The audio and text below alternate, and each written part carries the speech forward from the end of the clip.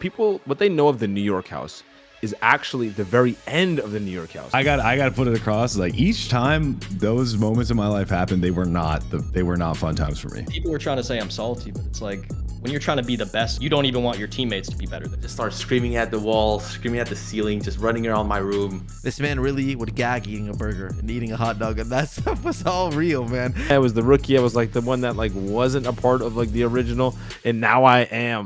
A few weeks back, I relaunched my channel, and one of the first videos I posted was me interviewing some former FaZe members, and you guys loved it. A lot of people said they want more, they want more. They were naming off some of their favorite OG FaZe members, and today I am back with some of the OG FaZe members. If you enjoyed this video, leave a like, subscribe, and let's get into the video. First off, we have a legendary FaZe sniper. He has left FaZe multiple times. He's now an Optic member, and you know, he should be our arch nemesis, but I love him to death. Pamaj, FaZe Pamaj, the GOAT of Black Ops 2. One of the best snipers that has ever existed. We are excited to catch up with him today. Let's call Pamaj, see what he's up to, see why he left FaZe twice, and see if he's going to join back one day.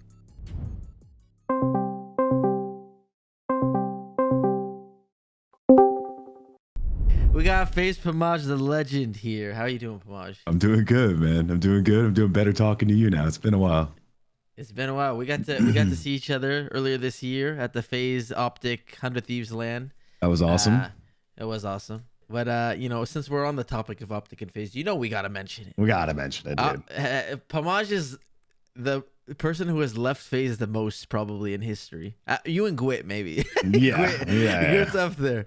Okay, well, I need to ask first off, how many times have you been in FaZe and Optic separately? Please, come on. You have to know the numbers, right? Been in FaZe twice and Optic 3 times. But I need to put this across here. Each time is it only twice in FaZe?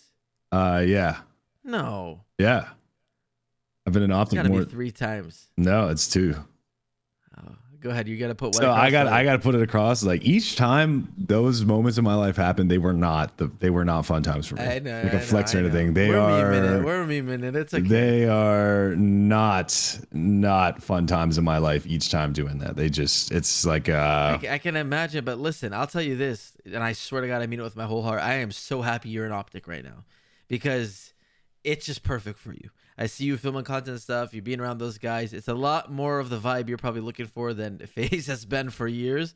Hopefully we'll get back to something like that. But genuinely, I love it. I love to see it for you because I feel like it's the perfect place for you right now. So you know what I've thought about is I think the team houses, because Optic was the first team house I was a part of, and you know, like you were a part of the New York FaZe house, and like if you were a part of those team houses, like for the times like when they were popping off and just like when you were doing them, especially if we were doing them at like at a young age, like that's kind of that dictated like where you kind of went off in your path. I feel like, I don't know, it's just something you will never forget. And you know, I just relationships you build are, yeah, exactly. And it was just like they don't leave, you know what I mean? Like they don't go anywhere. Like those are forever moments and part of your life. And I think you could definitely relate to that. All the boys that were in the New York house can relate to that. And that's just, I think that is absolutely how we all feel about the Scuff house too. So I think you're right. I think you're absolutely right. And being a part of that Scuff house and being a part of Optic, especially at that time, was just monumental, bro. Like it was just like you wouldn't trade those years for any parts of your life ever. Like you just wouldn't. Sure. Dude, you have a legend. You've lived the dream life for many gamers, many YouTubers. You've got to be a part of very fun times in both. So I think obviously we meme it sometimes. Even when we did the Optic and FaZe collab, I remember me and Hex were like, we should do something with Pamaj. We should come up with some jersey or something. But like, dude, honestly, it's really cool. I mean, you're in FaZe during the peak of like the montage era. You're obviously carrying the team in that. And you know, I'm happy for you. It's dope. You could look at it. Obviously, there's no hard feelings with it. And we love Optic to death. We have such a good relationship, especially now. By the way, my editor, I'm gonna ask him to put a FaZe logo back by the Optic one up there somewhere. So for the rest of the video, we'll have a FaZe logo on the wall as well. Okay. But it's dope. It's really cool. You had a really interesting experience. It's cool. So when did you first join FaZe? Can you tell us that, like how you got into FaZe? My memory is so bad, but you were in Optic before FaZe, right? I was, yeah. Okay. And it was around like when MW3 first came out. Seabass was hitting me up always, like he was constantly like hitting me up. It was like FaZe Pamaj, and Predator Rated, Folsom, Jewel, all of them like they got me into Optic, and I didn't get into Optic without any of those guys. And so Seabass like kept hitting me up because I was doing like pretty well like in some Optic team Tages, but FaZe was making the better team Tages at the time. And we all knew that. Everyone in Optic knew that. Like we were talking about it in the Optic Skype chat, just thinking like, yo, these guys are absolutely like murdering us in these team Tages. We just weren't making like the right decisions of like songs and like editors and all that. Like we just weren't making the right decisions. We were watching y'all like just crush it. And then MW3 dropped. And Seabass kept hitting me up, and I kept ghosting him. You know, like MW3 comes out like in November. I didn't join FaZe until March, so I ghosted this guy for probably like, what is it, like 4 or 5 months before actually ending up joining. And I didn't want to like those guys like Predator and all them. They vouched for me so hard. I didn't want to like just leave and just like kind of spit all over like all that effort that they did to like get me in until Predator like actually took me to the side. He was like, "Yo, you should definitely join." And as soon as I got like that approval, that blessing from him, I was like, okay. You were like what, 16 at the time, probably? Yeah, 16. Dropped the introducing, and then like I think like a week and a half later, Iridescent 3 came out.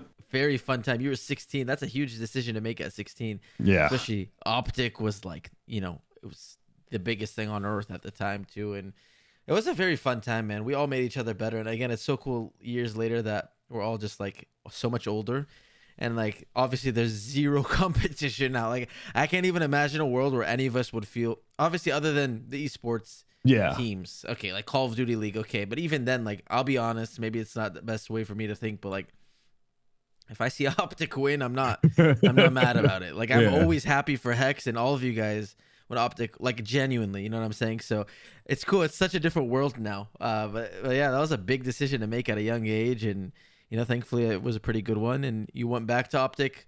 When did you? So you left FaZe and went back to Optic at what point then? I think I was around like 19 years old, I think. So that was before the Optic Scuff House. That was before. Yeah, it was way before. Why did you do that at the time? What was the fate? What was happening at Fate with FaZe at the time? I genuinely don't remember. So that's what I'm like. asking. So which time? Like when I left when FaZe? You left. Yeah.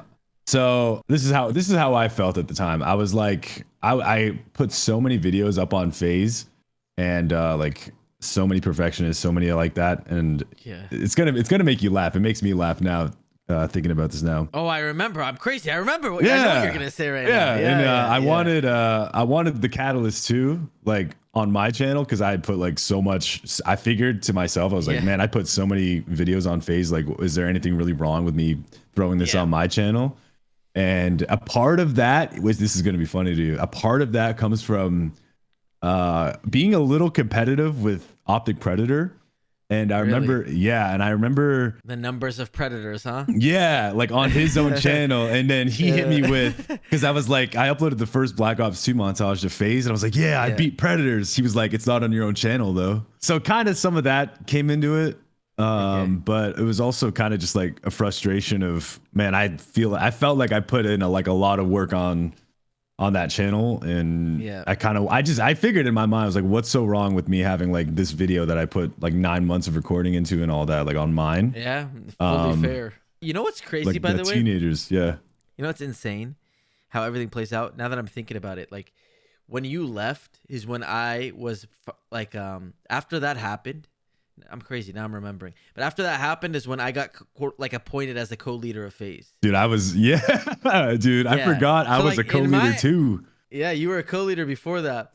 So I was like, dude, I know, like I feel like you only made me co-leader because you left. You know what I'm saying? That's crazy. I never once thought about that. I thought you were bound. To get co-leader. I mean, maybe, just assuming you, Rain, were like gonna do that. You know? Yeah. No, for sure. I mean, that's just what it felt like for me. I mean, not that I wasn't on the trajectory, but I think the decision was made, like, it was like right after you left. Yeah. So, but hey, I'll take it. But that's funny. That's funny. I remember that now. It's cool how it works out.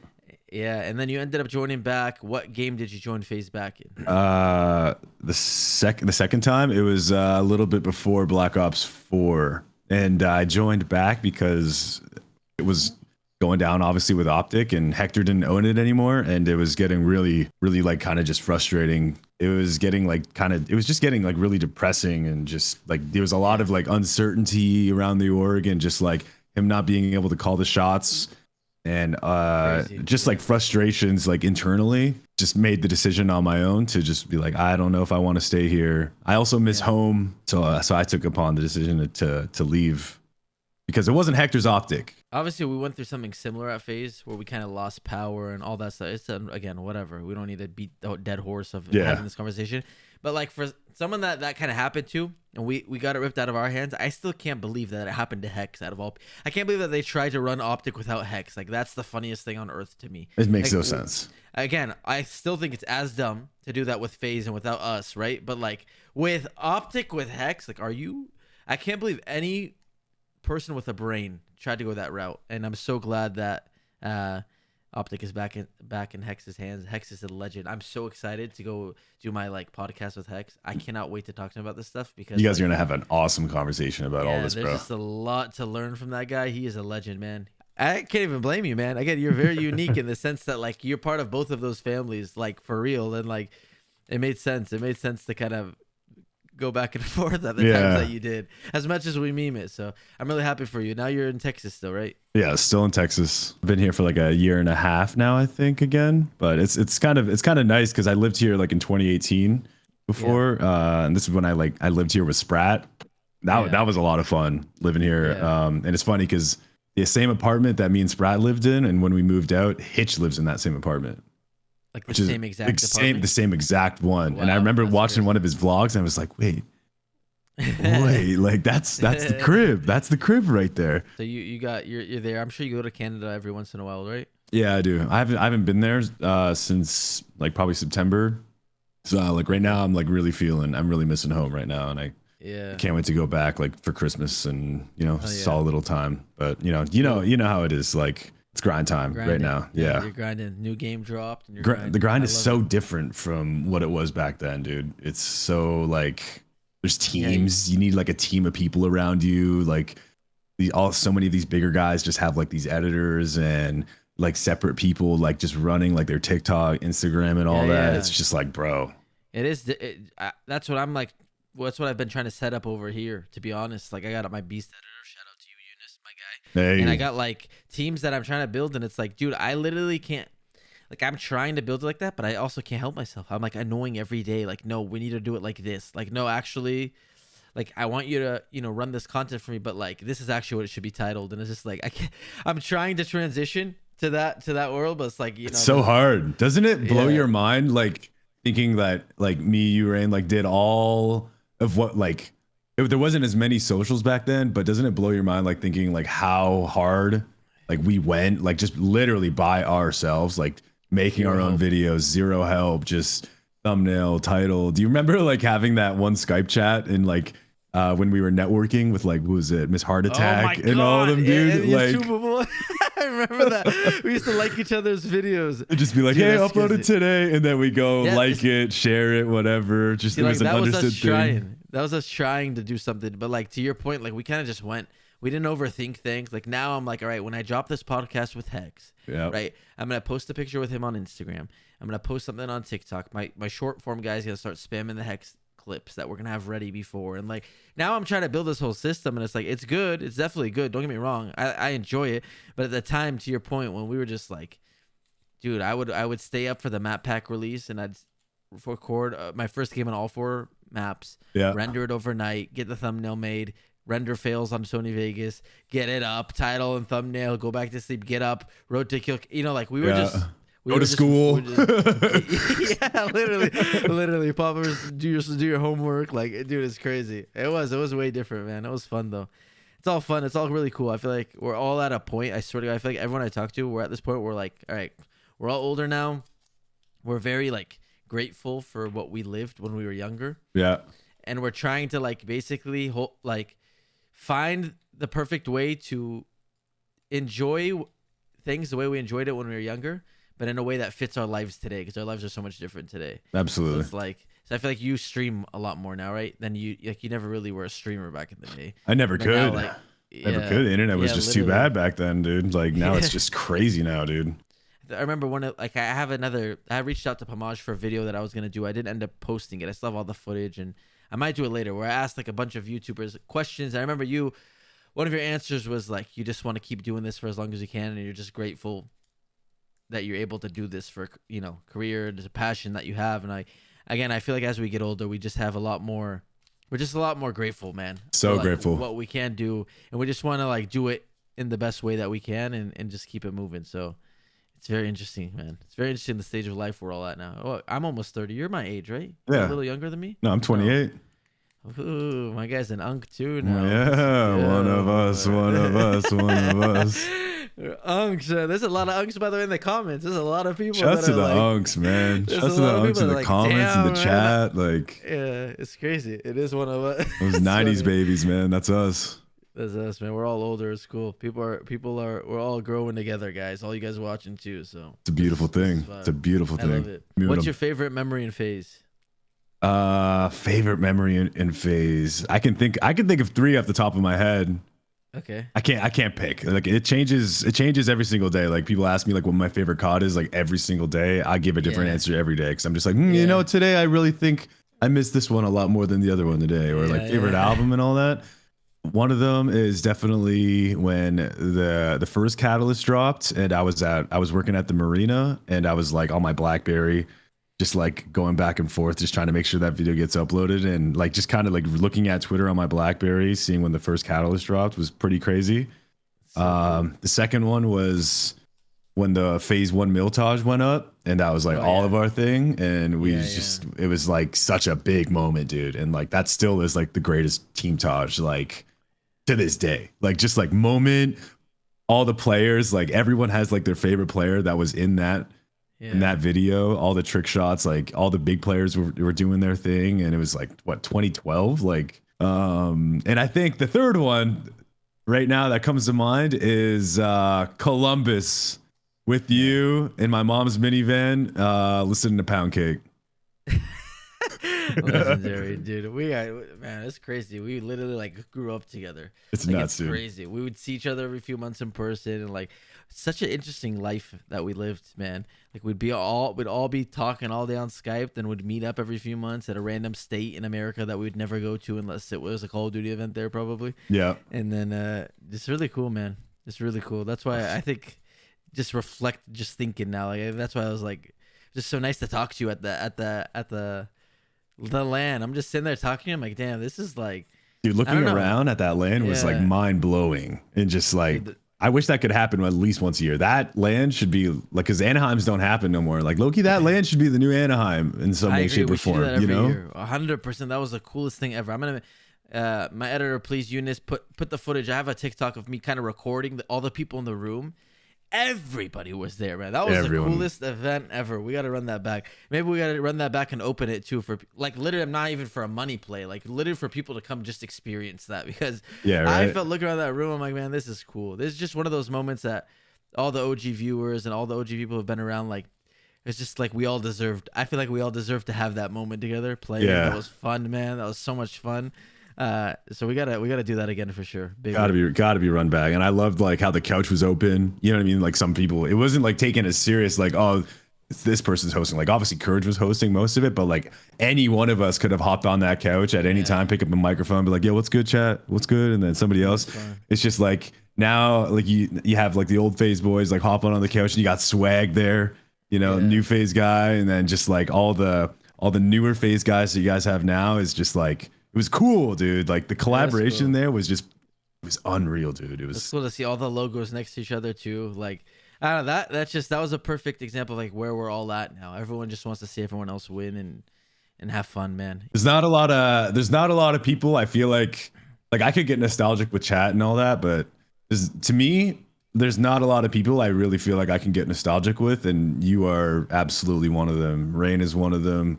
Hector is one of them. Like all the Scuff House is one of them. Like Sprat's one of them. Like a lot of the old FaZe guys, like in the sniping team is like those guys. Like there's not a lot of people on this planet I feel like I can get nostalgic with when it comes to this stuff. So it comes out. It comes out when we have these conversations with certain people, bro. I'm even surprised too. I think that was the feeling I had at the land too. Like I didn't realize. Well, last thing I want to ask. I mean, I know you're basically doing the same thing, but I'll hear it from you. So what are you up to now?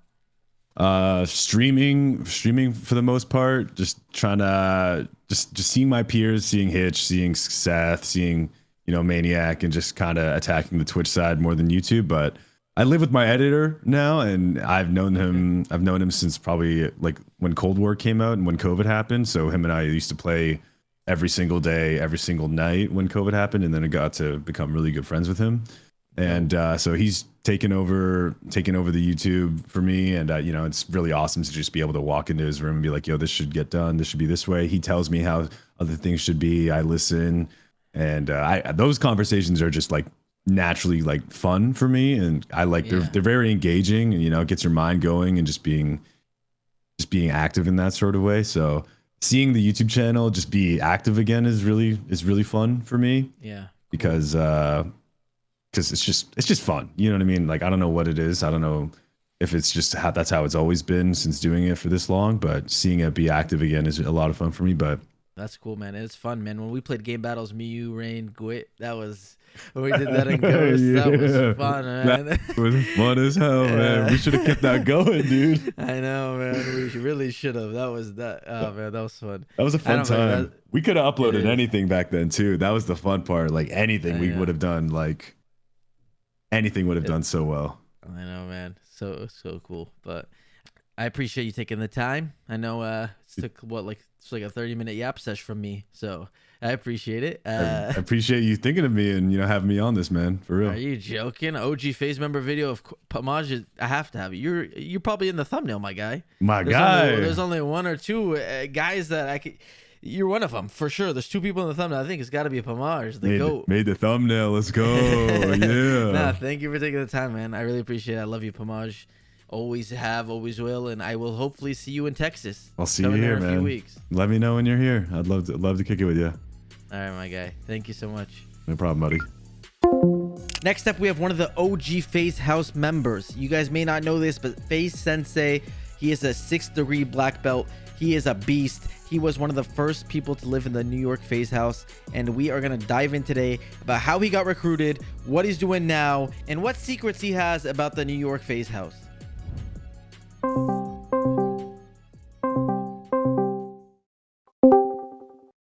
Hear your voice. All right. Like back in New York, dude. Let's go. I know, right? You look the exact same, by the way. My guy did not I'm age just a little bigger, day. bro. I'm just 200 bills. That's all. You're OG. Can you believe that, Sensei? Did you ever think you'd be an OG FaZe member? Well, I feel like I've been an OG for a while because I've been older, but not like, no, bro. Yeah. You were like the OG. Right. But like not now you're really an OG FaZe member. It's cool to be an OG Sensei? FaZe member because I feel like I was the new guy a lot. You know what I mean? Because back then I was the new guy. I was the rookie. I was like the one that like wasn't a part of like the original. And now I am an OG. You were a roommate in the FaZe house in New York, which is insane. Like that was your entrance into FaZe was living in the New York house, man. And a lot of people maybe don't know, but Sensei was literally like the big brother in New York. He was like, how many times Sensei, I love you. Let me just say it. You are a yapper, right? Oh yeah, bro. And Sensei used to yap our ears off with a device though. With a device. Bro, all day. We'd go to Sensei, we'd ask him stuff, and he would just go to town. Him and Rain had yap fests every night. Bro, for real. I knew it was borrowed time, dude. I knew it was gonna be short lived. Yeah. I knew I could see it. You know what I mean? So I'm a little bit older, so I know like, okay, this is gonna be a very short period of time. And obviously, like we're all young, but I know you guys were younger.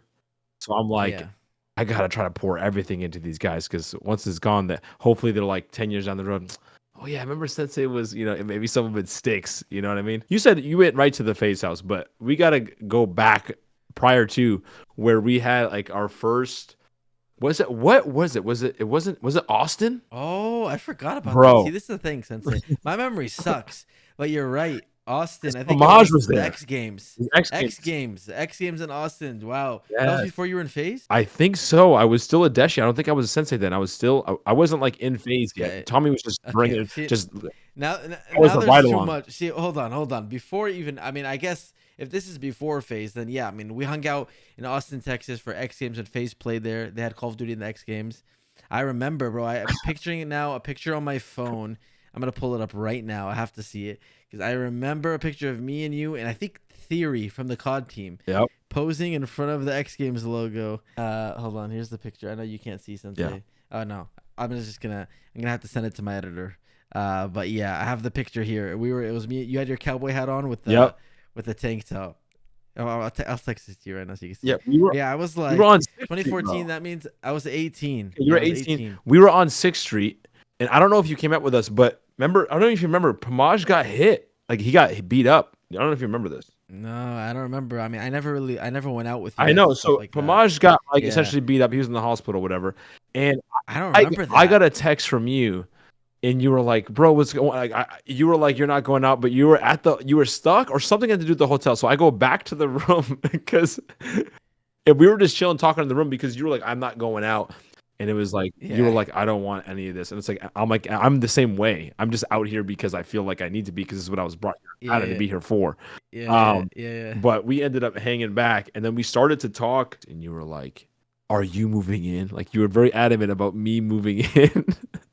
Really? I see. I don't remember. Yes, bro. Any of this. Yeah, dude. I have a. This is the thing. You want to talk about like when I'm like yapping, I'm like super locked in. My memory, like my energy from that time, is obviously like anytime is so strong. So I feel like maybe my memory is stronger. But I clearly remember a Skype call, and you were like, "Bro, are you like? I'm not sure if I'm moving in unless you're moving in." It was mainly because of like that Austin trip where it was like, okay, I need somebody who's not going to be like crazy and super rambunctious and like all over the place. I would knock and he'd be like, is it Sensei? And I'm like, yes. You would let me in, but it was like no one else could come in. You were like, close the door and lock it. Like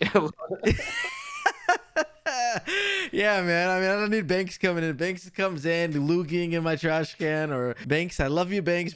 My guy was a little gross, you know, and like, you know, Tommy, I love Tommy to death, but Tommy would come in and just like, Sensei, you want to come in? Come in. Tico, come in. You know, I'm like, Apex, it's me. That's so He's like, all right. I hear the door unlock. Boom, boom, lock.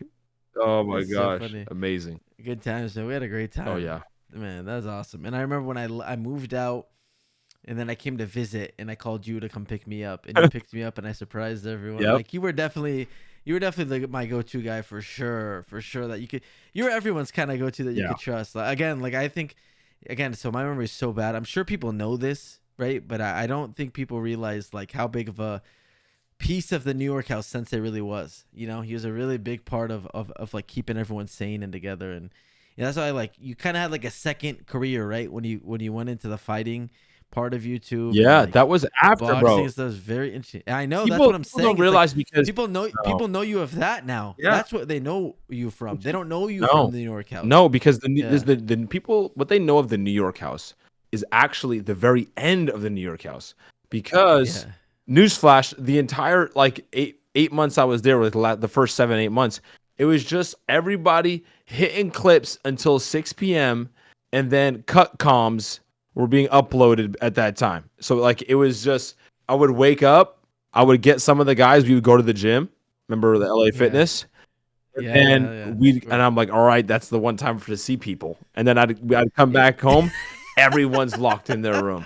You know what I'm saying? I'm doing handstands in the house, going for a jog. I don't know what I'm doing. I'm the 1-inch punch on the walls, hitting the bag downstairs, and I'm just like twiddling my fingers like a little kid in the summer, waiting for his parents to get home, from work. Yeah. And then at like 6 p.m. hits, and then everyone starts to walk out of their room. Hey guys, this is what I did. This is what I hit. We talking about some of the clips that you guys hit or whatever. And then I would like sit and watch Norden play. Then I'm like, okay, can I go in Apex's room and just watch him play? He's trying to hit clips or whatever. And this is all before Adapt came, right? So like the whole first part, and then we would work out and we would do other stuff.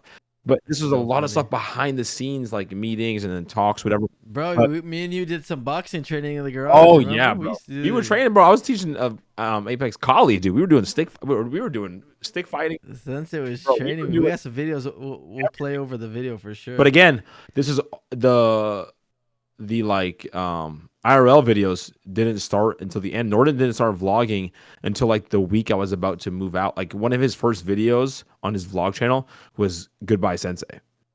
Yeah, crazy. So it's like people started to see me then. Dude, it's so sad how bad my memory is because so much of it's just such a blur now, man, for me.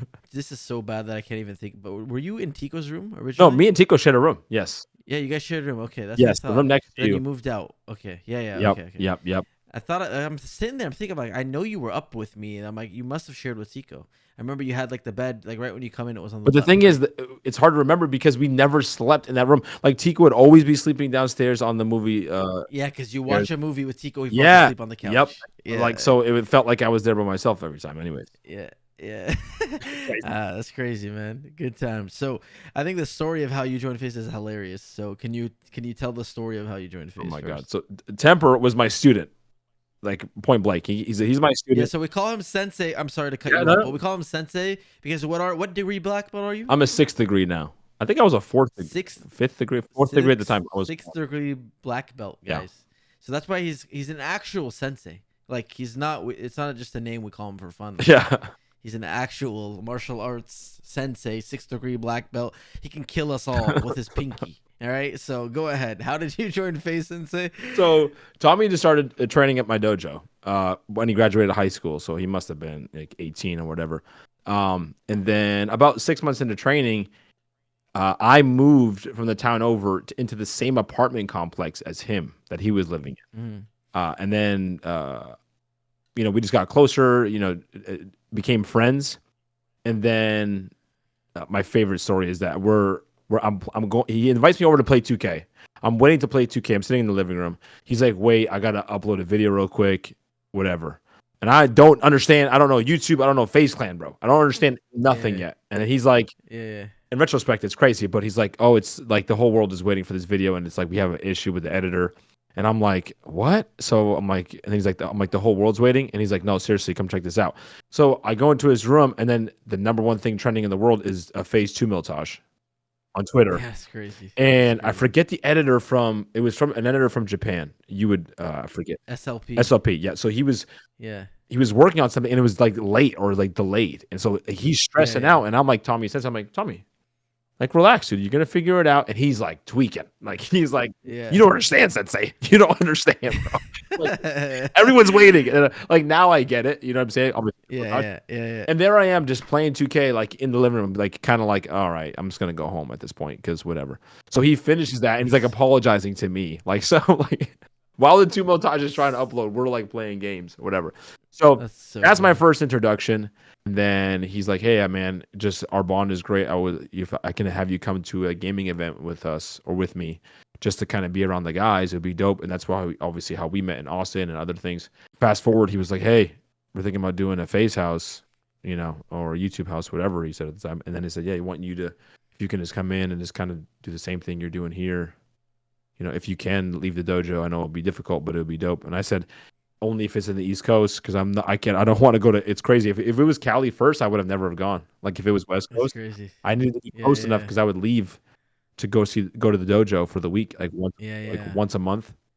I would go for the weekend just to like see everybody still and teach a class or whatever. But then I was like, yeah, and then essentially the idea was I was going to be a part of the FaZe house, but also we're going to introduce this thing called FaZe Fitness.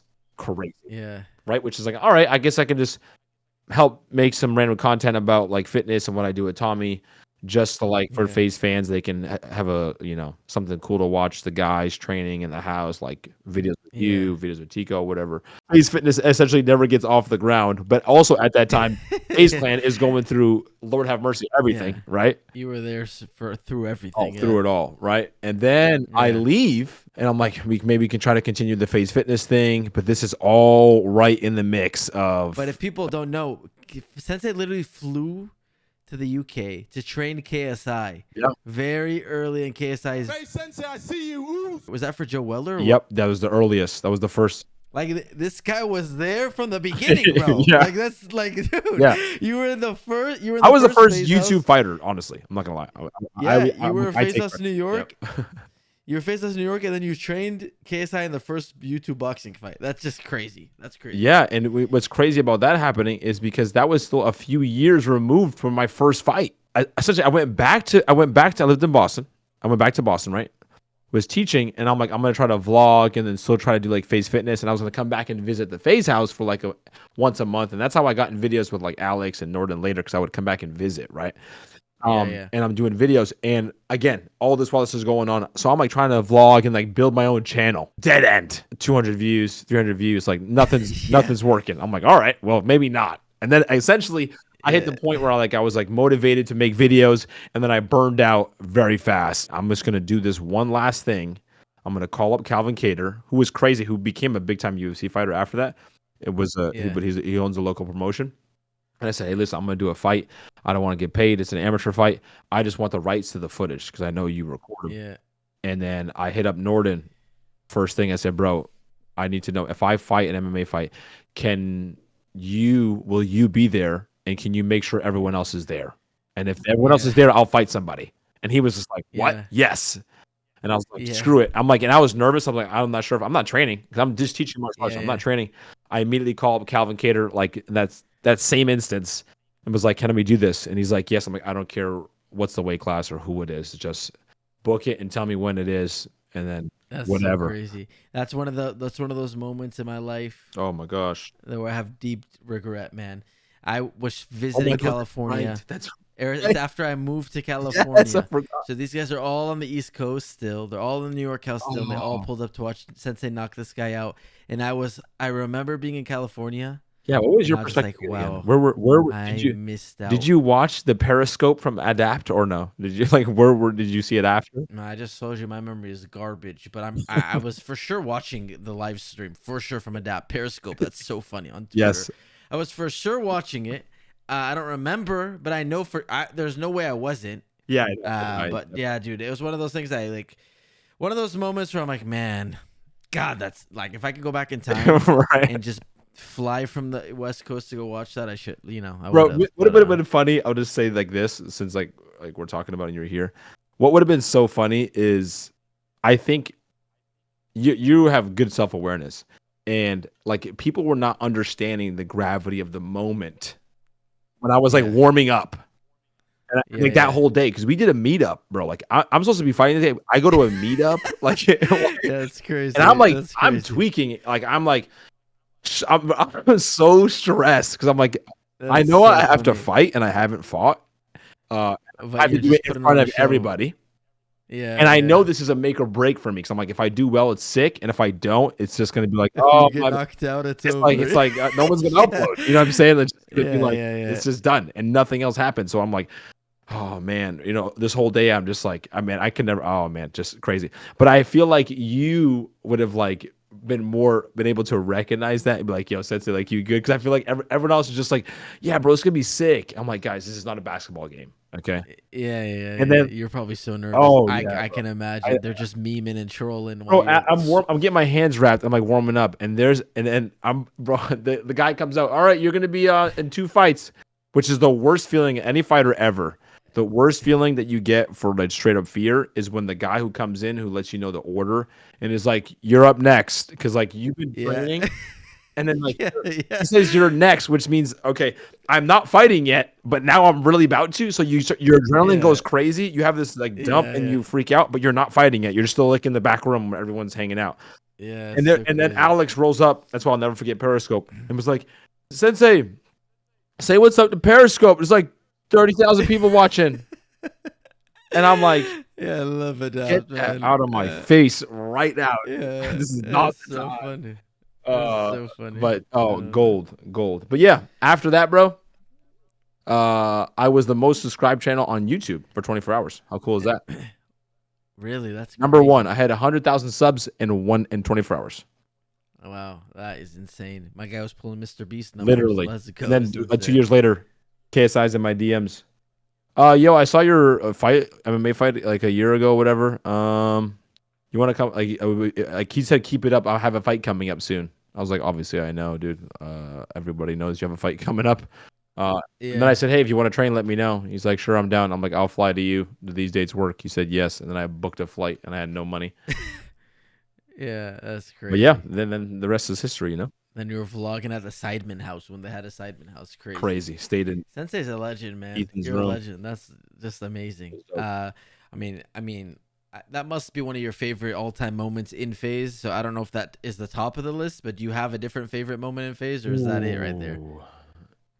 No, because I feel like no, I wouldn't say in FaZe because like my time in FaZe is like really like the way I remember is pre New York House and then New York House. You know, Yeah. Anaheim. Oh, Anaheim was man, amazing, Anaheim. bro. When you were at Anaheim, yeah, you were like the star of Right, Anaheim. that was too. so much fun, dude. That was so much Dude, fun. I was looking. So obviously, I took all my videos down on my channel, but I was looking through a Columbus vlog. On Columbus. I was just gonna say Columbus was so much fun. Yeah, I got my editor. He's got access to all my videos. Oh man, so many of you watching would want his channel access on my channel. But there's a video of you. We strapped a GoPro on your head, and we had that's you go Anaheim. chase the deer. Oh no, the deer! No, deer's in Columbus. Yeah. Chase the deer in the backyard, dude. I saw it recently, and I was cracking up watching that. I'm like, dude, I forgot about that. We always had deer in our backyard at our Airbnb, and I was like, Sensei, we're like, Sensei, you want to go try to chase it? Because we all just looked at Sensei like he's a superhero. I was the Pokemon. They're like, go Sensei. Yeah. They throw it out there. Just do stuff. No, but you're right. Anaheim, you also had the GoPro on your head, jumping off the roof into the pool. Which was crazy when I think back. Like, bro, what was I doing, bro? I was crazy. Yeah, we had a good time, man. We had a lot of fun. That would be that. Those times would probably be my favorite. Then you have like, I mean, even X Games was so cool for me. Like that was a very unique experience. But I would say that, Anaheim, Columbus. When we moved to New York, I was definitely closer with Tommy, and obviously I was close with Tommy. But when Banks moved to the apartment, there was a time where me and Banks were closer than me and Tommy.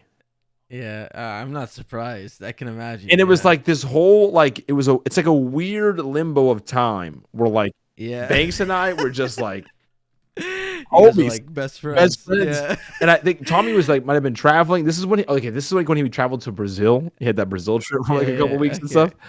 And dude, the stories that there's no videos obviously.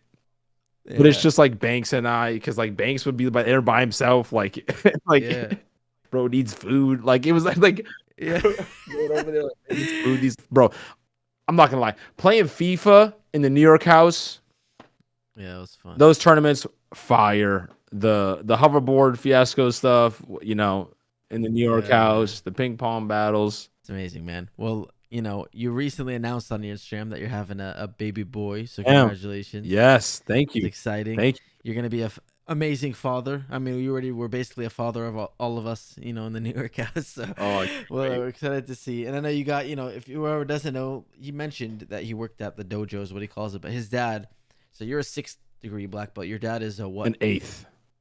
An 8th. Now it may seem close. It may seem close in degree, but that is 30 years of training difference that's crazy. Because he's almost done his 8th and I just got my 6th, and in our system, whatever degree it is, that's how many years it takes. So I have to wait 7 years to get my 7th, and then 8 years to get my 8th, and then obviously 9 years to get my 9th. So you're looking at. And this is after what, 10 years to get the first?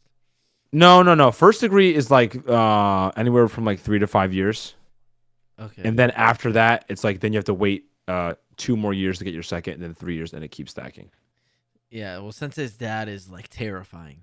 Like he's a very nice guy, don't get me wrong, but like he just looks like a menace. And it's amazing. I'm like, he's 60. What am I? He's 63 now, and I'm like, dude, he could have done better than Mike Tyson. Not gonna lie, he's still just as he's still fast.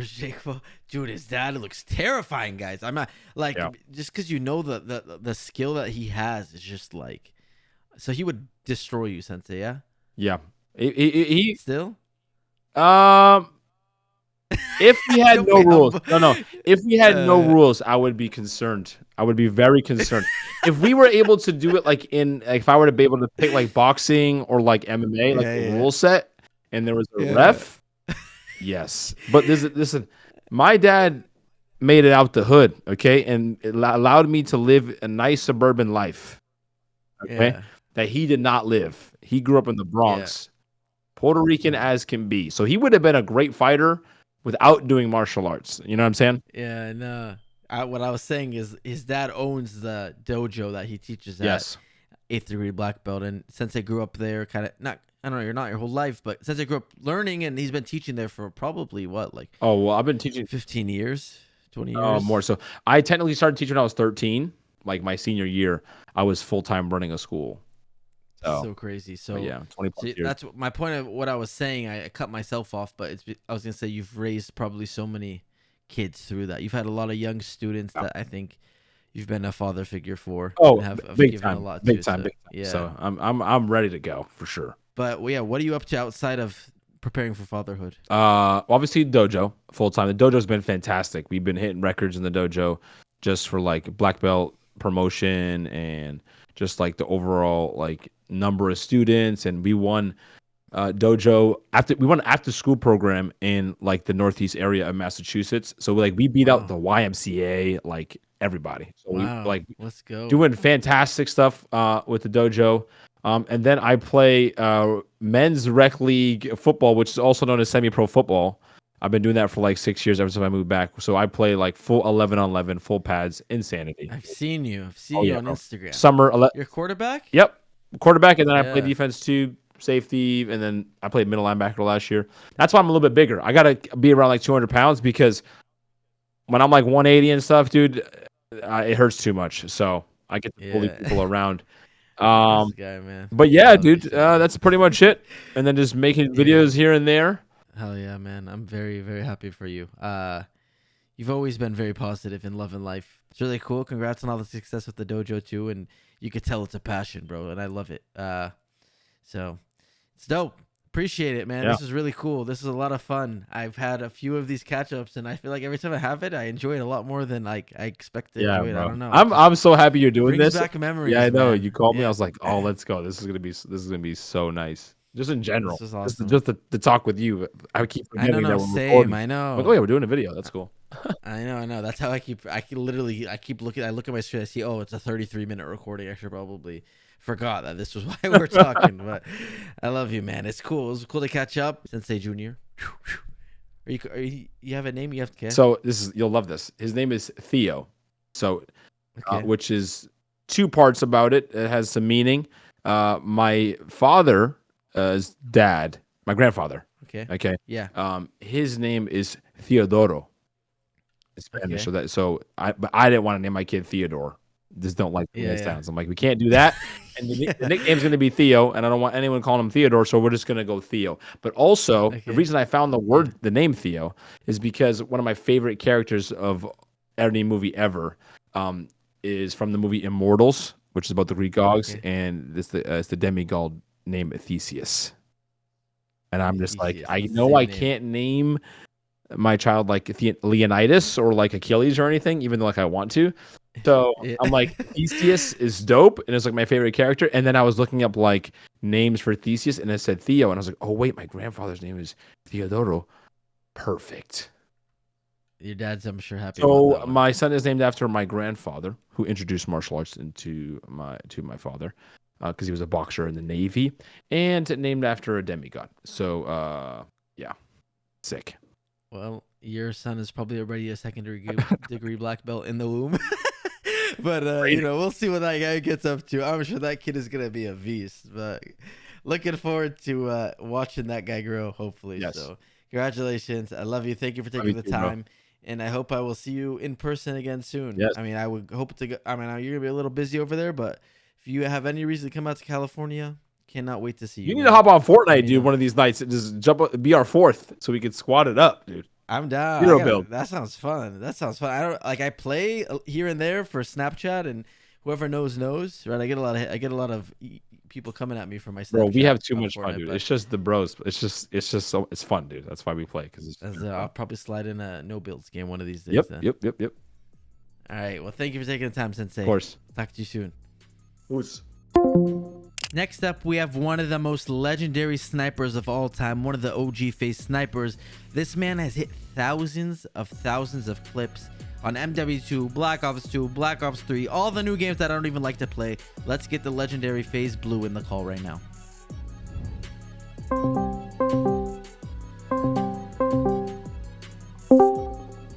All right, we are here with one of the best snipers in the history of Call of Duty. I said this about Pamaj too, but I mean, you're up there with Pamaj 100%. We got FaZe Bloo.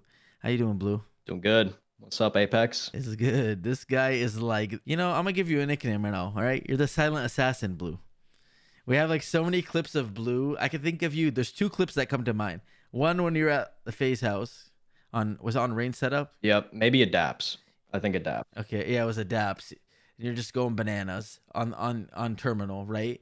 And then I'm thinking of you at MLG Anaheim when we were all in that rented house. Oh and my you were God. just sitting there, and we're The all just connection was watching so you bad. crazy. Like, I swear it was a 2-bar, and I got a point stack. Like, if that was 4-bar, I would have hit a multi in front of 20 FaZe members. I remember, dude, we were just watching, everyone's crowding around watching. Those are good times, man. Those were the simple days, man. But I remember that clip, and I feel like you were just a man of few words back then, at least, and you just go crazy in the lobby. Still few words, but I'm learning a few more. Yeah. He's learning more words, and now I'm sure you're very well spoken, have a lot of things. But Blue was a little on the quiet side, I think, in the early years of FaZe. You were just online at least. I'm sure you were on Skype and stuff on your. Honestly, no. I gamed because I was antisocial and I didn't like to talk to people. And then I joined FaZe, and everyone wants to see my face and hear what I have to say. So I'm like, yeah, you can make the face again. We got to put the side by side. See, you just got a facial hair now, like all of us. I mean, your beard's not as big as mine, but I see a beard. I see stuff on the side too. You got a beard coming on the side. Some more facial hair than FaZe Adapt ever grew. I like to see it. All right. But I wanted to ask you a couple questions because you are, again, I'm calling the OG FaZe members. I mean, what year did you join? It must have been 2013 latest, if not 2012. January 2014. So right 2014. At the start of 2014. Okay. So January.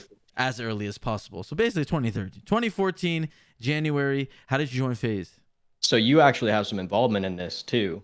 I dropped my MW3 montage, Imagine. I had 60 clips that were probably some of the best MW3 clips. At the time, like a closer clip, was like an L11 multi.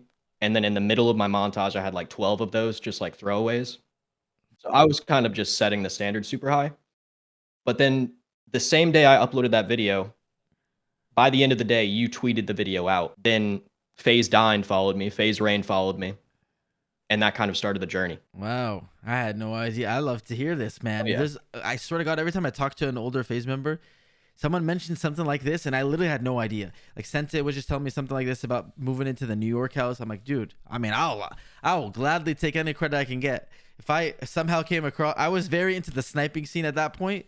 So that makes sense to me. Like, I was into COD 4 sniping and MW3 and all that. So you invented the Apex slide, brother. Like, that is Apex slide. I got my own shot, man. I mean, it wasn't mine. To be fair, I stole it off of, I don't know who. I didn't steal it. It was a slide that everyone was doing, but I hit it, and I guess I got lucky. They named it after me, guys. Oh, yeah. If you didn't know, I got a spot on MW3 Resistance called the Apex slide. It's one of my big achievements in life. I'm not gonna lie to you, because people were doing like Apex speed runs trying to see how fast they can get to the spot. Dude, the Call of Duty community goes so deep, it's hilarious, man. It's so funny. That's cool. I didn't know that. I will gladly put my name on the list of reasons, I guess, that another FaZe member was part of history, man. I guess. I love it. Well, that's amazing. So you joined an MW3, and then you always just hit a stupid amount of clips. So I'm sure from that moment you probably just filled up every team Taj with. Yeah, we went from clips. MW3 into Ghosts, and then it was kind of a shitty era of CODs. So then we went backwards. Like, as soon as I joined FaZe, I was like playing older CODs. Dude, MW2, I feel like you on MW2 with the Barrett was just like, that's just probably like Had the iconic Rain message being like, yo, stop spraying. I was like, dude, I'm hitting 7 multis. What do you want me to do? This guy's insane. You've probably hit every clip, huh? What's your best clip you've ever hit? 6 on head, or okay, like, doesn't even make any sense. 7 multi what game intervention. I know I should remember these clips, but you gotta realize my memory is not good. And you and Scope and Testy, the clips that you guys have hit, like, there's a certain point where I started seeing the clips and I'm just like, okay, this isn't even like real anymore. Yeah, like we just. What game did you hit that on? BO3 was a 6 on head. It was like on a bridge, just kids lined up. I was like, all right, and that was for like a FaZe like Clash of the Clan thing. So that's insane. On BO3, wow. I remember you early in, like, one of those garbage CODs. I mean, sorry, maybe you like them, but I don't. Obviously, I hate those new ones. But it was either World War II or like one of those CODs where you were hitting like you hit some stupid clip early on. I don't remember. You're one of those guys. It's like you, Testy against Scope. When the new COD comes out, it's just like, oh, yep, there it is. There's the first insane clip. It was usually Blue that was hitting it. I mean, I've always been good at picking up games fast, and then the value of a clip is also more the earlier it is. So those two kind of go hand in hand, and then we just like we had the FaZe boot camp for World War II. I swear we had like 8 snipers in a room, and none of us wanted to sleep because of how competitive we are. And like I remember the clip of Kitty hitting a quad. Like everyone else in the room was so hype, but because I'm competitive, I just turned around like sad. I was like, "What? Get a quad?" You're like, no, I want the quad. That's so funny. That's a good competition though. Oh yeah, it's all love. Like people were trying to say I'm salty, but it's like when you're trying to be the best in the world, you don't even want your teammates to be better than you. That's hilarious. I remember that boot camp. Yeah, I forgot about that. That was in LA.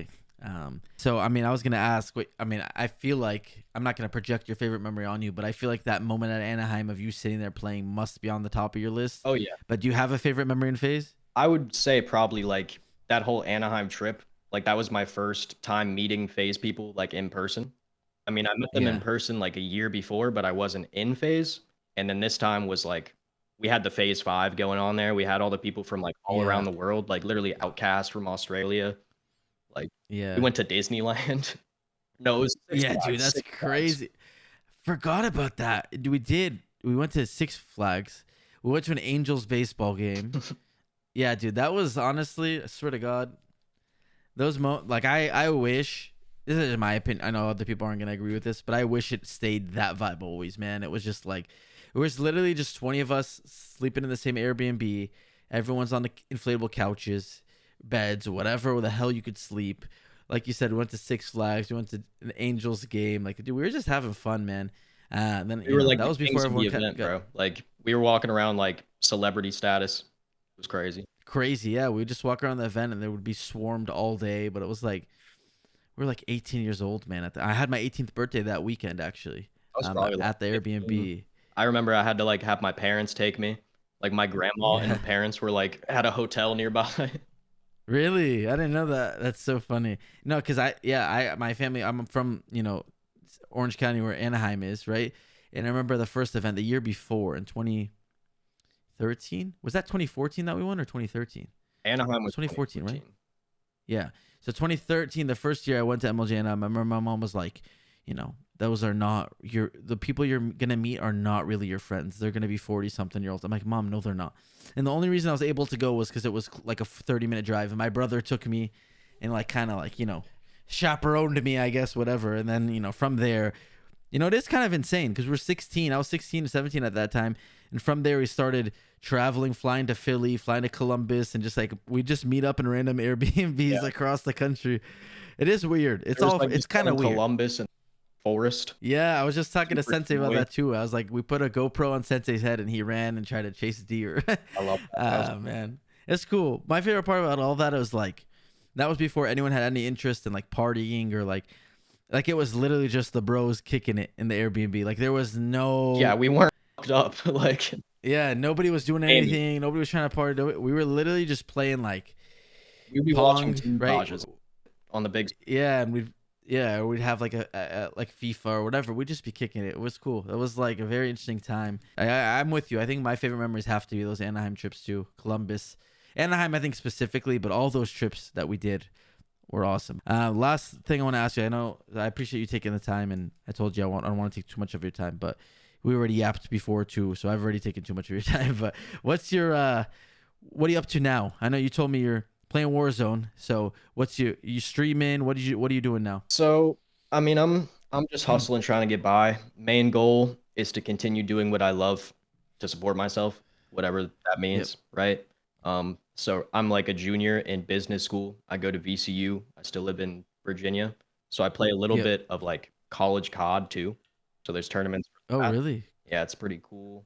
But my main focus Do you just like stomp the entire tournament or? Yes and no. So there's some people in that college COD who are ex-CDL pros. So they're getting a scholarship for being literally the best in the world, and then they slam us. But then we slam everybody else. So it's like, So people know who you are. Like they all know who you are. oh, they'll shoot my bodies every round. Yeah. Okay, so that's cool. That's interesting. So they have like scholarships for that. Yeah, they have scholarships, and then they have like some prize pools where only college people can participate. So if you don't get unlucky, cool. like, but then as far as Warzone, I've been grinding Warzone probably like 4 years now. Like even when it first came out, I got to test that early. I'm still a COD partner, you know, even without FaZe. That's something I'm proud of. Like they still that's huge. invited me to. Dude, by the way, FaZe literally like we never really anybody really ever got an invite to that. So that's I've seen you, Spratty, literally the guys that deserve it the most. Honestly, I'm glad that that's the case. You should like, always notice the COD nerds. Like I never stopped playing, and I've never really fully talked COD. Like I mean, we all have a problem. We all have our problems. Yeah, there's still people. They're trying to do the best. So yeah, no, for sure. That's dope. That's cool. So you went out before Black Ops 6 came out? Played it early. Yeah. Cool. And then that's dope, dude. The Warzone right now is super dope. The new Warzone?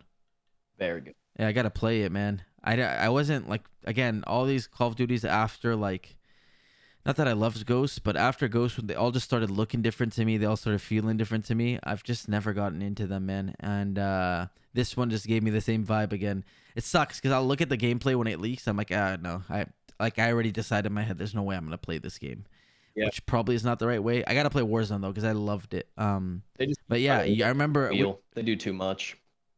Yeah, I know, dude. Literally that game that they shut down, man. What was it called again? IW4X or no, it was H2M. H2M, bro. If they just let us play that game, I swear to God, you didn't like that game? Know, I mean, I did and I didn't. Like, really? Oh my God, I felt like it was a perfect game. I feel like if it had the support in any way whatsoever, then yeah. But I think part of us are always going to be like trying to live in that childhood.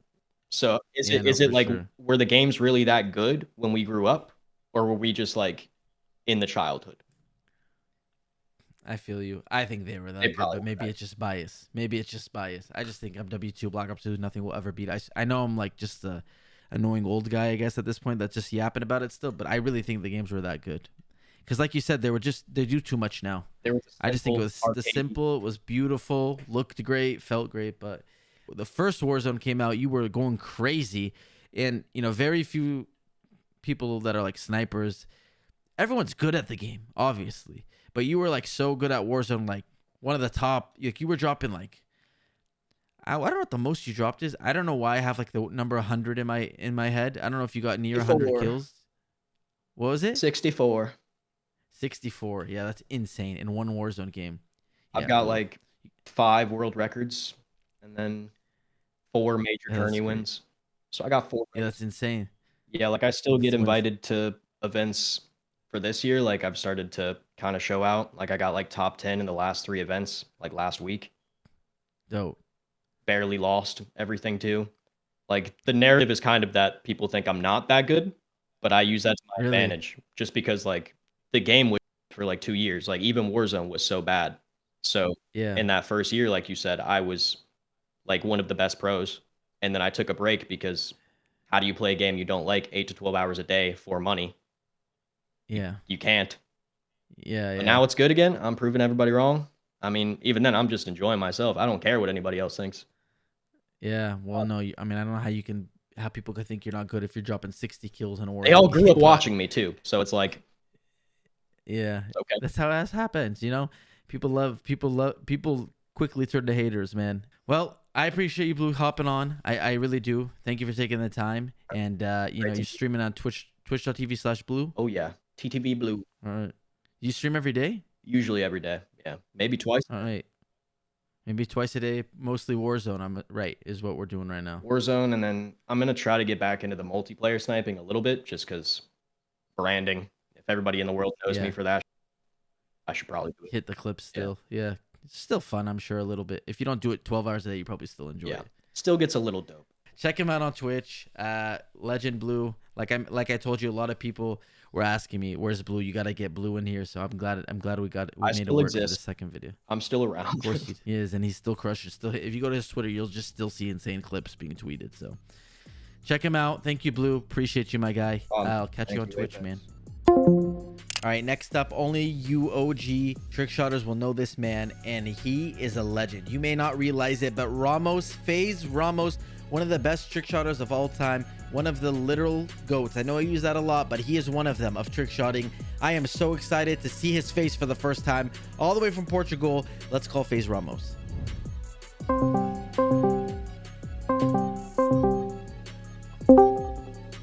Guys, if you know who this legend is, then you are truly an OG FaZe fan. All right, you may have never seen his face before. This is my first time ever FaceTiming, face calling, whatever, video face to face with this guy. This is FaZe Ramos, the legend. Ramos, how you doing? First off, what's good, Apex? I'm just chilling. How are you? Doing good, guys. You don't even understand, man. Yep. Ramos was literally, he was like a mythical superhero back in the day. Like, he would barely talk. When he did, he had a squeaky voice. He's from Portugal, right, yep. Ramos? Yes, sir. Still in Portugal. Right? See, it's just like when I used to bother him for Road to Kill Cam and stuff, man. I used to have this guy stay up late. I'm sorry, Ramos, for bothering you now in 2024. Dude, it's You're a grown man now. Look how handsome Ramos is. It's crazy. It's a pleasure to be here, you know? Long time. Man. You're the best. Ramos was literally like, bro, this kid was coming on a 2-bar, right? Like, if you know anything about Call of Duty, we all have 4 bars, perfect connection. Ramos is across the world, so he's on a laggy connection, and he still hit bangers every day, man. But the funniest thing is, when we played, I always got host. So you guys were on the 2-bar, and we couldn't play together. Man, you would either way. Whenever you would show up for like a Road to Kill Cam, you and Linksy, you guys would just save my entire night, man. So crazy, man. So I just asked Ramos how old he is. He's 26, which I always thought you were way younger than me. I'm 28, but only 2-year difference. Pretty much the same age. Yep, pretty much. But man, it's good to see you. I mean, obviously, like, you know, we've been talking here and there on Twitter over the last few years, but it's just crazy to me because, again, like, he's just like, you didn't really used to talk back in the day on Xbox either, right? No, so we always talked on Skype, like me, Zejim. I usually play with Zimmer as well because he was on UK, so decent connection and time zones.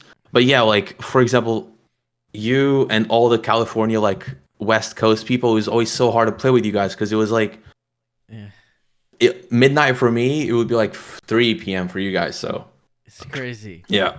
Especially when you're young, man, and you have school and stuff. Yeah. Right, so Ramos and Zejim, everyone knows the legendary duo. Yep. Probably the goated duo ever, right? The most goated duo ever. You got Prizzy and Zezo up there too. Yeah. Ramos and Zejim, I mean, like, do you know Zejim in real life? I met Zejim once.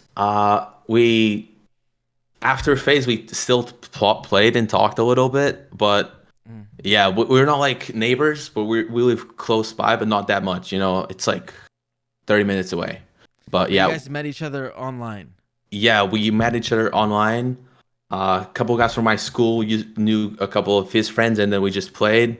And yeah, when we got into lobby together, game recognizes game. It was essentially that. I'm not gonna lie.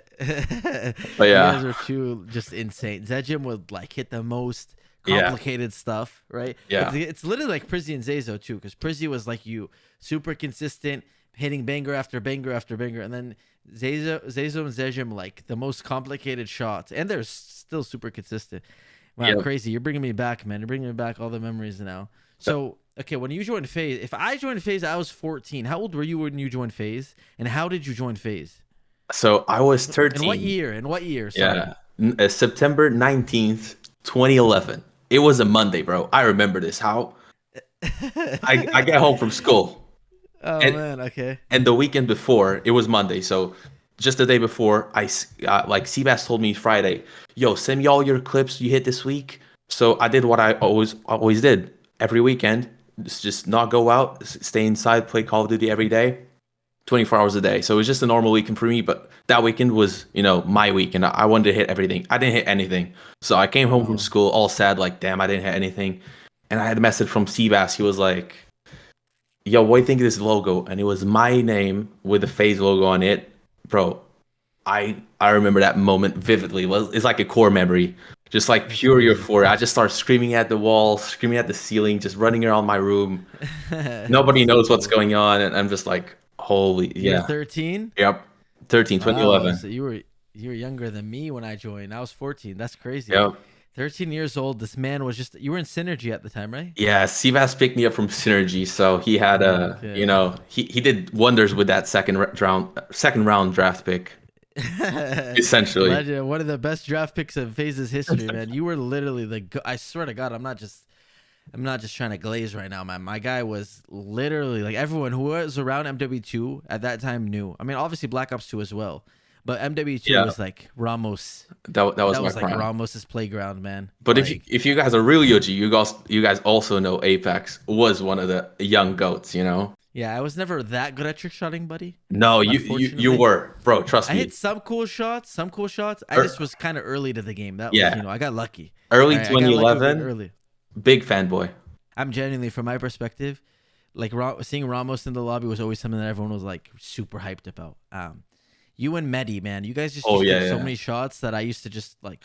I loved you. I'm not gonna lie, Medi. All love to you now, Medi. But man, I used to like have something in my heart against Medi. I don't know why. Bro, I remember that. I was jealous of Medi's shots for sure. But Ramos, I was happy for. It was no jealousy.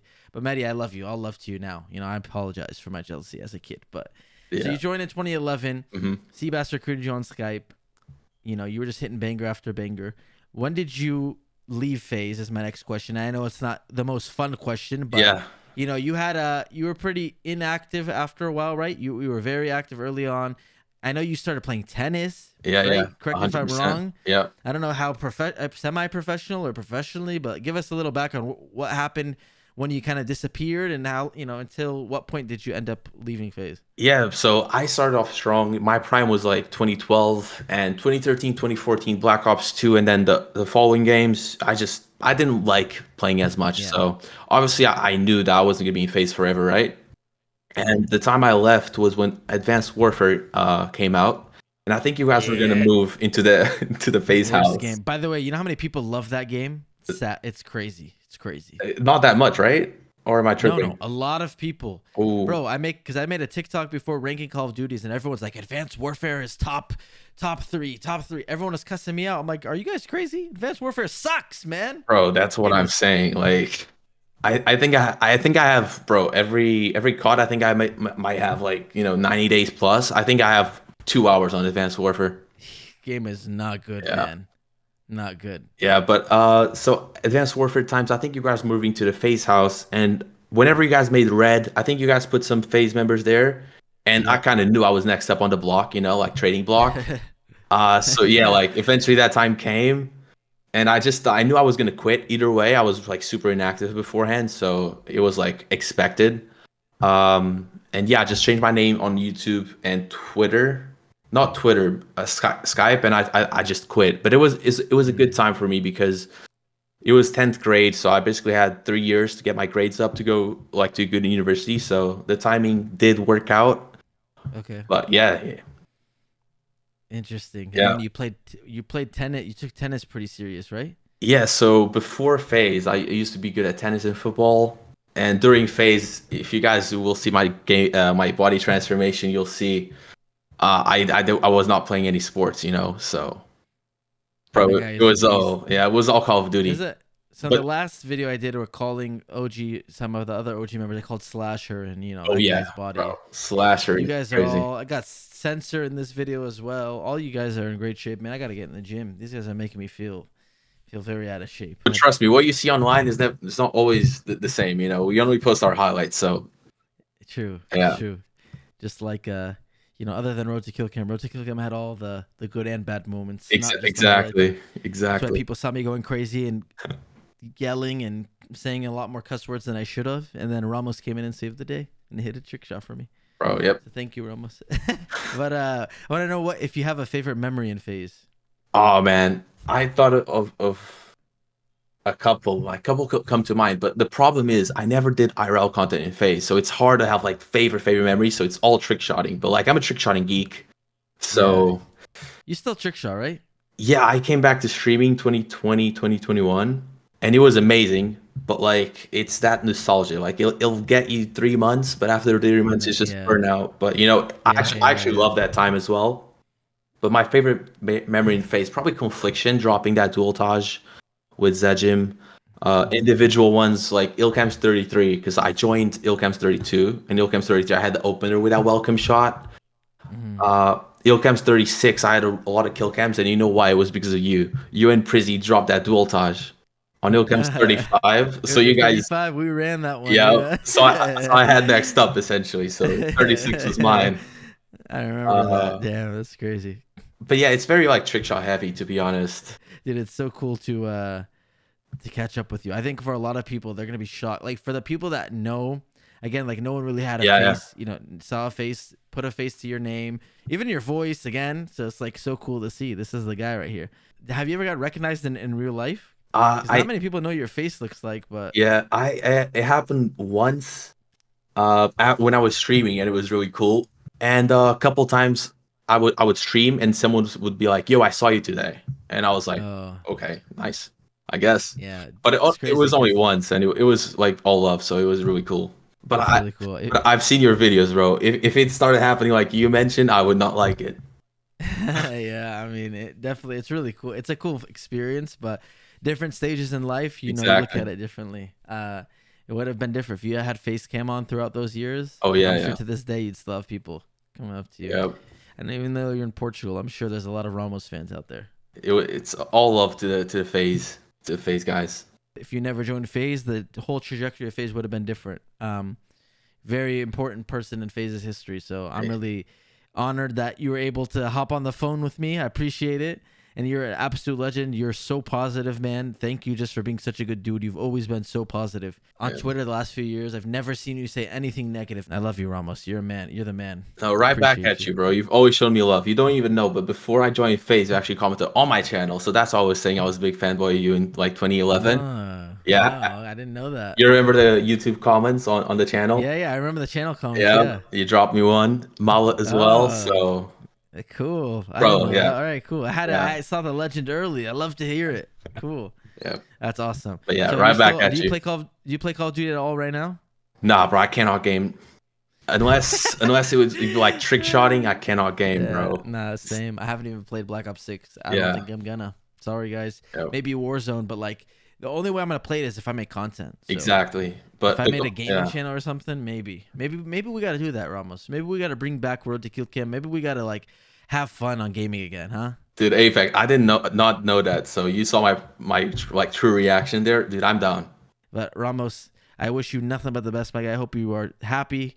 Hope you're healthy. Everything's good with you and your family, and that you're just I hope you just always stay positive and nothing but good things come to you, man. Thank you for real. Thanks for taking the time. I know it's 1 a.m. Sorry for keeping you up. No worries. And right back at you, bro. And shout out to the fans. If you guys know, you know, but a lot of love to you guys, for real. Literally, there's never been a more if you know, you know moment than right now. Yeah. Some people are going to watch this and they don't realize how legendary this is right now that I'm talking to Ramos. I swear to God. This is probably the coolest. I love to all the other guys I'm interviewing, but Ramos, this is special. This is special. Thank you, Ramos. And last but not least, we have the man who changed Call of Duty esports forever, Doug FaZe Sensor Martin. Another man that was very early in the FaZe New York house. He's a massive part of FaZe's esports success. He's a good-looking man, and he has the world record for the most pull-ups in 24 hours. Let's see what the legendary Doug Sensor Martin is up to.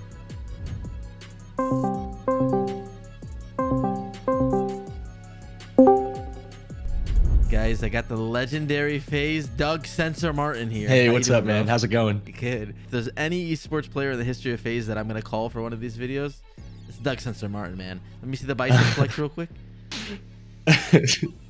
Oh my God, still, man. All right, you know, we got a lot. You know, I'm calling, like I told you, a few different FaZe members, older FaZe members. You are a very interesting FaZe member because, you know, you were obviously a pro. I think, correct me if I'm wrong, you brought FaZe's first championship to FaZe, right? Yeah, it was UMG Nashville in 2014. I think it was October.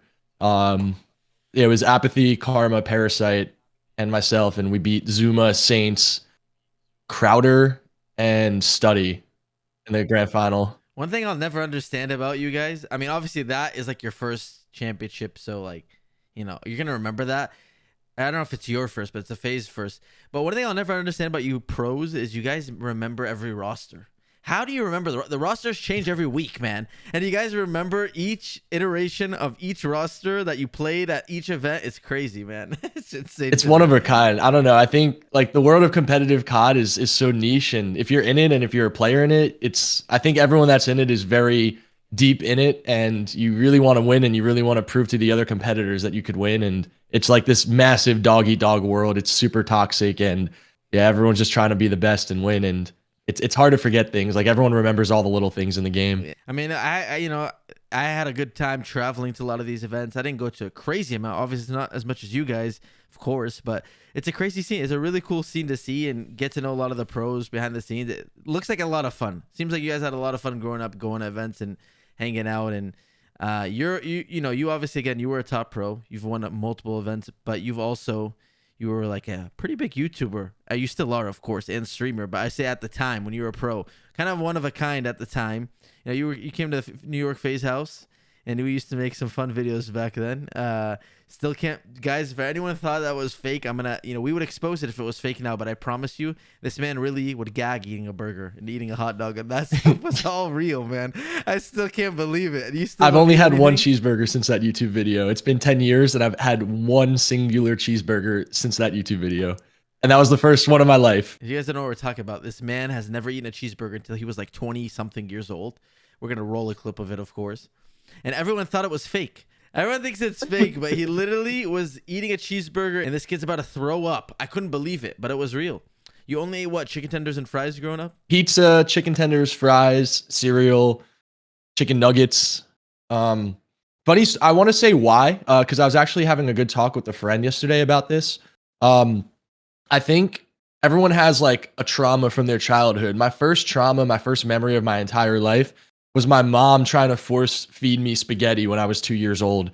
And I remember being two. It's the first memory of my life. I just was staring at this plate of spaghetti, just spaghetti and some sauce on the kitchen table. And my mom was trying to get me to eat it. She's like, Douglas, you got to eat. I don't know what she said, but I just know that she was trying to force it. And I was like, no. And then she forced the spaghetti down my throat. And then I just vomited like everywhere. And I guess that's why. And then my mom, after that point, would always ask me every day to try something at dinner. And I would always tell her no. And it became a habit. It was a routine. And, it just never changed. It was every single day. And she never forced me anything again. And that's the result of it. I mean, it was what it was. That's so crazy. I mean, obviously this guy's in like impeccable shape, but I don't know. I think you should probably everybody at home, try to eat as much food as you can. Like you're saying, I think it makes sense when you're young and you don't get, it's so hard later in life to probably build that habit. Censor lived in Long Island, so we kind of got lucky that he lived close by. Dude, we went to like family events and stuff. We got to know your family a little bit. Like it was literally like we moved to like near his hometown, which is hilarious. So, like he's imitating his mom earlier. That's exactly how she sounds. It's hilarious to me. You literally do her voice perfect. But yeah, so how did you even get into FaZe? Let's go there first. Yeah, it's a crazy story. I think I won in 2011. I was 17. I won the national championship. Shout out to Next Threat. And after we won that, I thought there would be no future in gaming, and I thought it was just time to just go get a real job and go get a job in the gym and go to school. And I worked at the front desk in a gym, and then I saw Nade Shot taking off, and I've known Nade before he was big on social media, and I was like, if this guy could do it, I can do it. He was my biggest inspiration to make it. Like whatever Nade Shot was doing, the way he was growing the scene as a pro player was to me like the ultimate dream, because I won the biggest event in 2011 and there was no career of sustainability in this scene.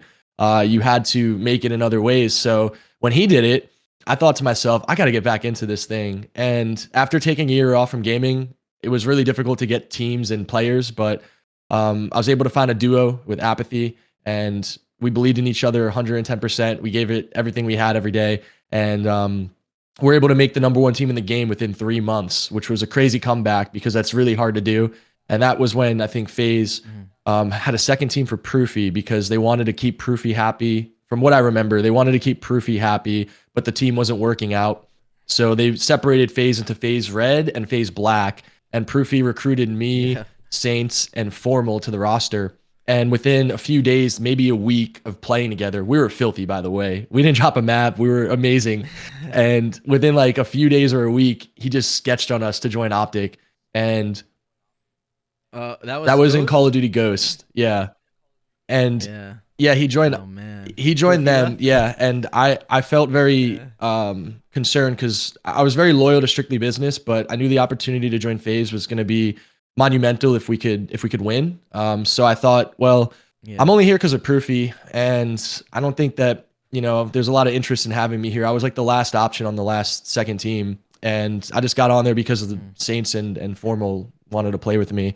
So when Proofy left, Saints and Formal were still down to play, but I didn't know what FaZe wanted to do, so I just called Temper on the spot. I just blind called him in my room, and I just told him straight up, hey, man, I think you only made this team for Proof, and he just left for Optic. So if you don't want to have the second FaZe team, just let me know. Like, we'll go in a different direction and see what else is out there and try to do the best we can and just win and be the best we can be. So just let me know what you want to do. And he kind of just gave it a second, and then he paused and he said, no, I want you to be my captain. And it was like this massive, like, I just felt my heart drop because I didn't expect him to say that. I really thought that he wanted to move on and just keep one FaZe team. And, you know, when he said that, I just knew the future was going to be the way it was. I knew we were going to win. I didn't really doubt it. I was like, oh my God, if I could be the captain, like, ooh, okay, here we go. Let's go to work. Like, I know exactly what we got to do. Let's just get the right team and let's just lock in. We got to play. Like, let's do this thing. Yeah, that's what I think a lot of people love about you is your mindset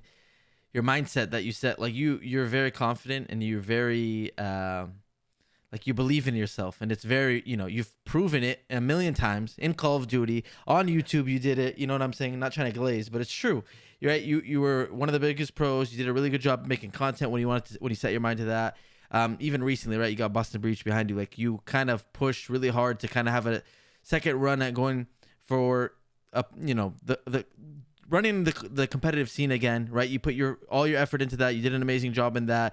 You now did the pull-up thing, which for a year you trained to break the world record for pull-ups, which you just it was 16 total months, and you broke it nonstop.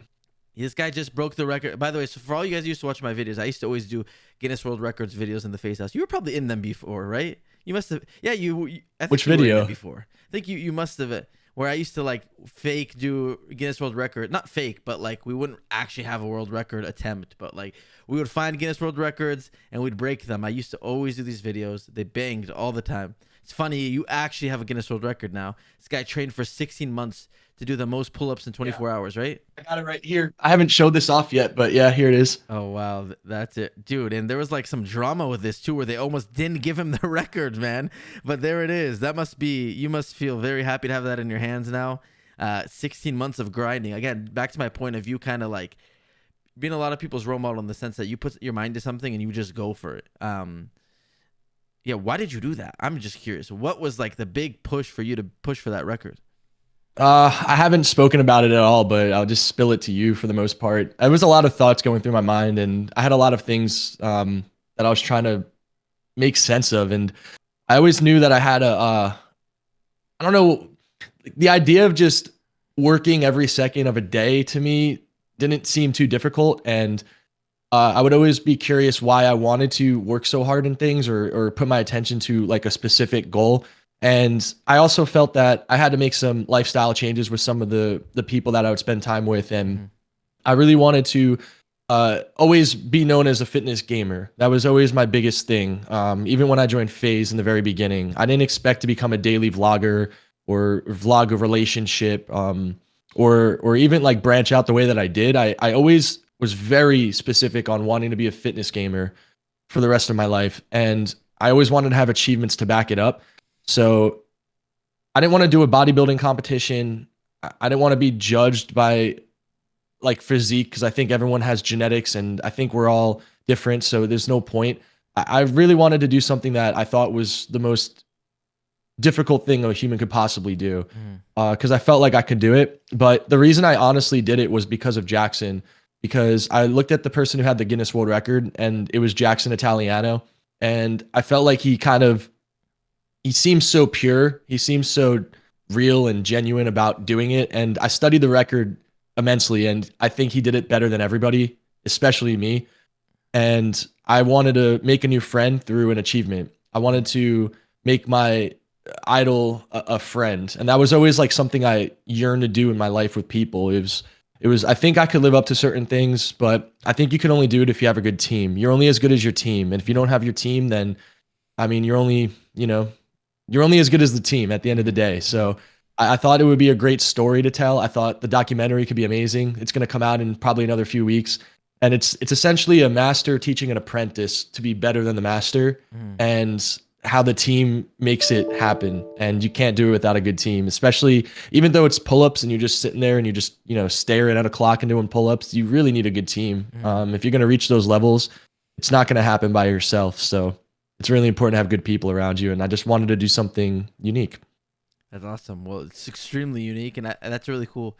Your point of like having something to back you being fitness gamers, how you phrased it, but like someone who excelled so well in gaming, and obviously your physique is one thing, but to have that record, you're right. It definitely it's something to back the look and the words. So that's really cool. I mean, that's dope. Do you have any other records that you think, you don't have to say, I'm not trying to get inside information here, but do you think that, I'm sure that was a grueling process. Do you think you would ever do something like that again? Not maybe a pull-up thing, but like the other thing, do you want to keep going down that route? I don't really feel like I need to prove it to myself. So I'm just trying to recover my hands and, just focus on other things than pull-ups, or I don't blame really you. anything like that. I mean, that experience, I still can't really put words on the experience. It was only harder every day. It never got easier, and it was very calculated too. Every second of the day was very meticulously planned, and it was a lot of pressure. I really pushed a lot of people away throughout the pull-up training, for good and for bad, and I really wanted to just take some time after it was over, which is now, to just really spend time with some loved ones and really just enjoy my family and my close friends. Oh yeah, I'm glad.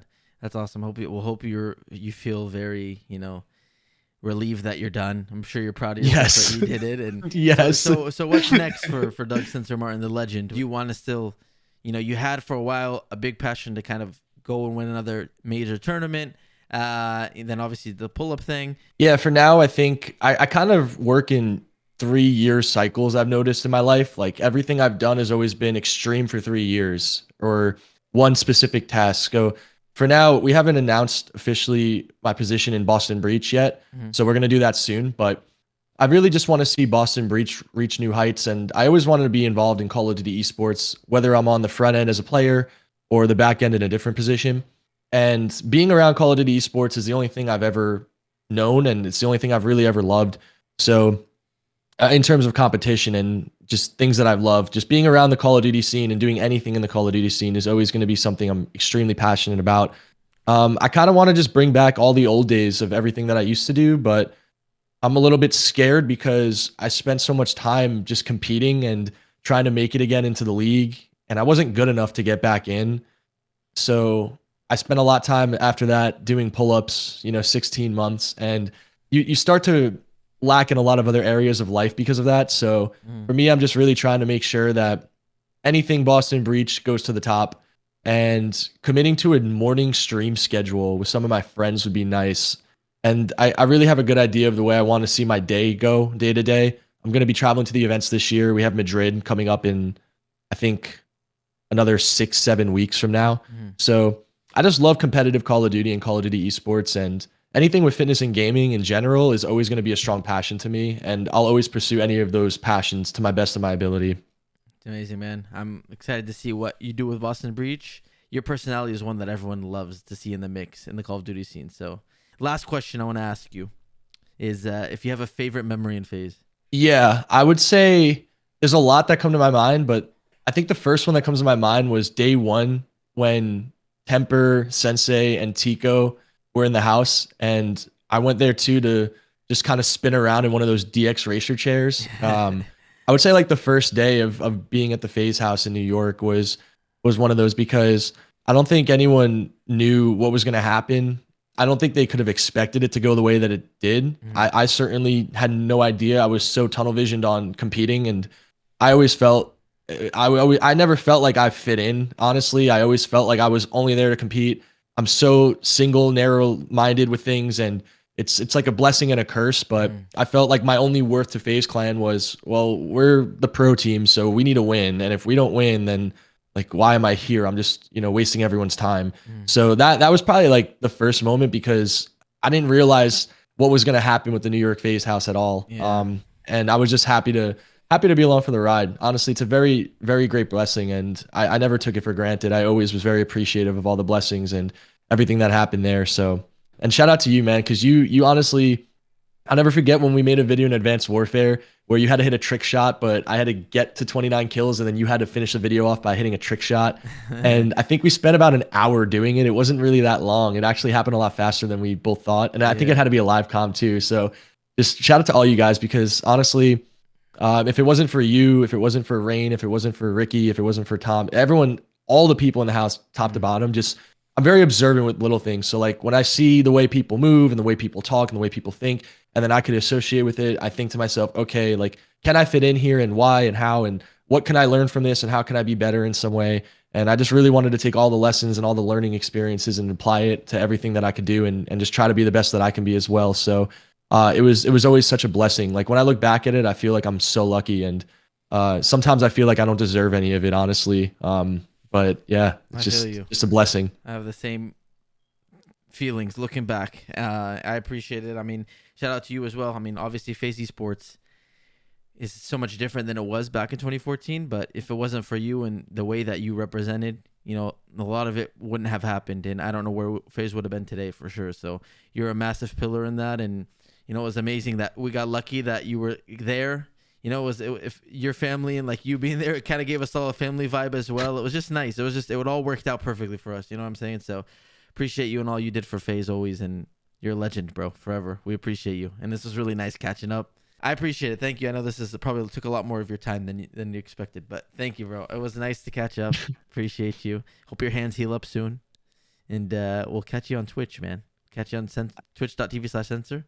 Yes, I'm gonna do a subathon starting on Friday. Actually, I'm planning it right now. I haven't streamed in a month. I took a lot of time to just reset with the hands and spending time with family. When you go through a process like that, you basically just tunnel vision, and I'm really downplaying it, but yeah, it's just a lot on your head, and you really just want to spend time with the people you care about, and that's been the most important thing that I've caught up on, is all the lost time without loved ones. So it's been really nice. Good, man. Enjoy the family and rest up, and whenever, I guess Friday, the subathon, we'll be ready for you. So good luck with all that, bro, and thank you again for taking the time. Love you, man. Always appreciate you, bro.